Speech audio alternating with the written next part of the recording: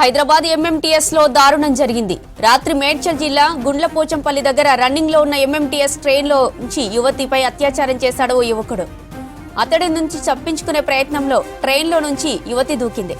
దీంతో ఆమెకు తీవ్ర గాయాలయ్యాయి. ప్రస్తుతం బాధిత యువతి గాంధీ హాస్పిటల్లో చికిత్స పొందుతోంది.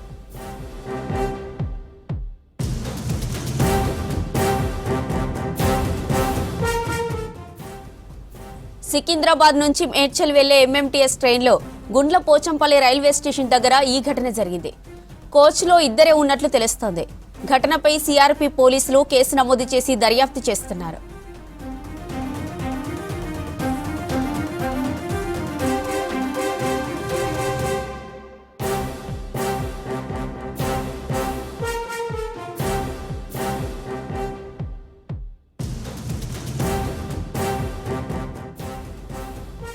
హైదరాబాద్ ఎంఎంటీఎస్ లో దారుణం జరిగింది. రాత్రి మేడ్చల్ జిల్లా గుండ్లపోచంపల్లి దగ్గర రన్నింగ్ లో ఉన్న ఎంఎంటీఎస్ ట్రైన్ లో యువతిపై అత్యాచార యత్నం చేశాడు ఓ యువకుడు. అతడి నుంచి తప్పించుకునే ప్రయత్నంలో ట్రైన్లో నుంచి యువతి దూకింది. దీంతో ఆమెకు తీవ్ర గాయాలయ్యాయి. ప్రస్తుతం బాధిత యువతి గాంధీ హాస్పిటల్లో చికిత్స పొందుతోంది.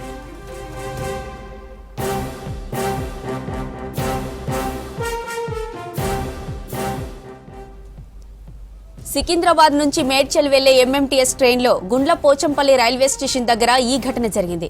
కోచ్లో ఇద్దరే ఉన్నట్లు తెలుస్తోంది. ఘటనపై సిఆర్పి పోలీసులు కేసు నమోదు చేసి దర్యాప్తు చేస్తున్నారు.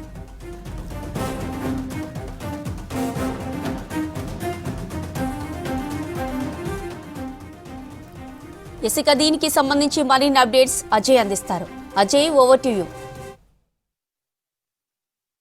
ఎంఎంటీఎస్ రైల్లో యువతి పైన అత్యాచార యత్నం చేసిన ఘటన హైదరాబాద్ నగరంలో ఆలస్యంగా వెలుగులోకి వచ్చింది. ఇటు మేడ్చల్లో ఒక వర్కింగ్ ఉమెన్స్ హాస్టల్లో నివసిస్తున్న ఏపీ అనంతపురం జిల్లాకు సంబంధించిన యువతిగా మనకు తెలుస్తుంది.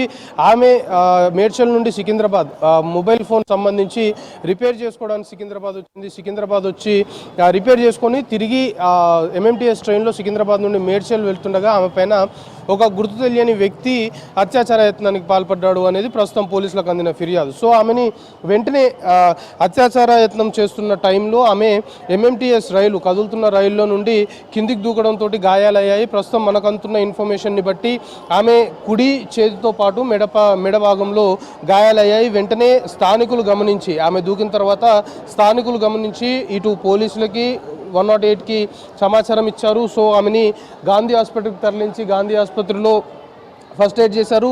మెయిన్గా ఆమె కుడి చేయి మెడ భాగము ఎక్కడైతే గాయాలయ్యాయో దానికి ప్రైమరీగా ట్రీట్మెంట్ చేసిన తర్వాత ఆమె కొన్ని శాంపుల్స్ కూడా ఇప్పటికే గాంధీకి సంబంధించిన వైద్యులు సేకరించినట్టు తెలుస్తుంది. ప్రస్తుతం పోలీసుల నుండి మనకు అందుతున్న ఇన్ఫర్మేషన్ని బట్టి సికింద్రాబాద్లో ఆమె మొబైల్ ఫోన్ రిపేర్ చేయించుకున్న తర్వాత సికింద్రాబాద్ ఎంఎంటీఎస్ రైలు ఎక్కింది. సికింద్రాబాద్ నుండి మేడ్చల్ వెళ్తున్న క్రమంలో లేడీస్ కోచ్లో ఆమె ట్రావెల్ చేస్తుంది. లేడీస్ కోచ్లో మొత్తము ఆమెతో పాటు మరొక ఇద్దరు మహిళలు కూడా ఉన్నారు. కానీ అల్వాల్ స్టేషన్ వచ్చిన తర్వాత ఈమెతో పాటు ఉన్న మరొక ఇద్దరు మహిళలు అల్వాల్ స్టేషన్లో దిగిపోవడము, లేడీస్ కోచ్లో ఈ ముక్కతే ఉండడంతో ఎవరైతే ఆ యువకుడు ఉన్నాడో ఆ లేడీస్ కోచ్లోకి ప్రవేశించి ఆమె పైన అఘాయిత్యానికి పాల్పడము, అత్యాచార యత్నం చేసడంతో ఆమె బిగ్గరగా కేకలు వేయడము, దాని తర్వాత రైలు నుండి తనను తాను రక్షించుకునేందుకు కదులుతున్న రైలు నుండి ఆమె దూకిన సిచ్యువేషన్. సో ప్రస్తుతానికి ఆమెను గాంధీ ఆసుపత్రిలో ఫస్ట్ ఎయిడ్ చేసిన తర్వాత మళ్ళీ కూడా పోలీసులు ఆమెను ఆధీనంలోకి తీసుకున్నారు. పోలీసులు ఇప్పటికే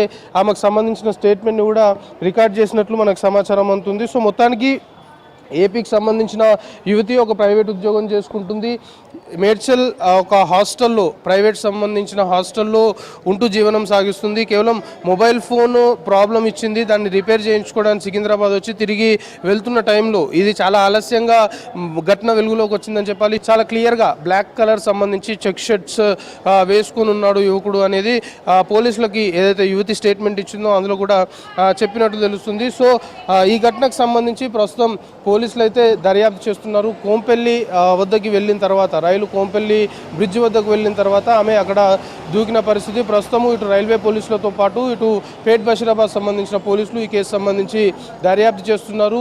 యువతి ఇచ్చిన స్టేట్మెంట్ ఆధారంగా ఎవరు ఆ యువకుడు అఘాయిత్యానికి అంటే అత్యాచార యత్నానికి ప్రయత్నించిన యువకుడు ఎవడు అనే దానికి సంబంధించి పూర్తి స్థాయిలో యువతి స్టేట్మెంట్ బేస్ చేసుకొని దర్యాప్తు చేయడంతో పాటు ఆ పరిసర ప్రాంతాలకు సంబంధించిన సీసీ ఫుటేజ్ మొత్తం కూడా ప్రస్తుతం పోలీసులు పోలీసులు పరిశీలిస్తున్న పరిస్థితి ఈ కేసులో నెలకొంది. కెమెరా పర్సన్ సిద్దిక్తో కలిసి అజయ్ V6 న్యూస్, హైదరాబాద్.